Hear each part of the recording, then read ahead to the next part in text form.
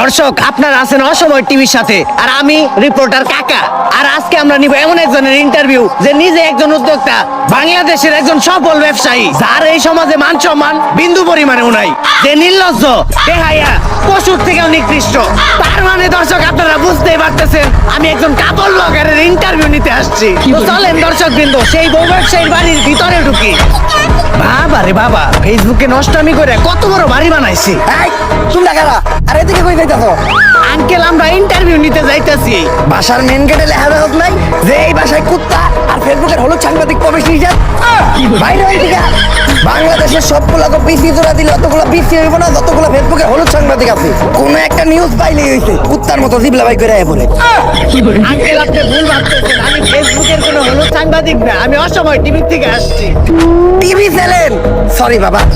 আচ্ছা আঙ্কেল, এই বাড়ির মালিক আপনার কি হয়? আমি তো ওর বাবা। কি বলেন আঙ্কেল, আপনি একজন কাপড় ব্লগারের বাবা? আচ্ছা আঙ্কেল, আপনি যে একজন বউ ব্যবসায়ীর বাবা, এতে আপনার অনুভূতিটা কি? ওয়াক্থ লজ্জা করে, আমি তো সমাজে মুখই দেখাইতে পারি না। আঙ্কেল, আপনি এভাবে বলতে পারেন না। যত যাই হোক, আপনি তো একজন সফল বউ ব্যবসায়ীকে জন্ম দিয়েছেন। ধর্ম তো আমি দিতে চাই নাই, আসলে ওটা ভুল হয়ে গেছে। দুষ্টা তো আর আমার না, দুষ্ট হইলেও ঘরের রাইতের। ফার্মেসি খোলা ছিল না।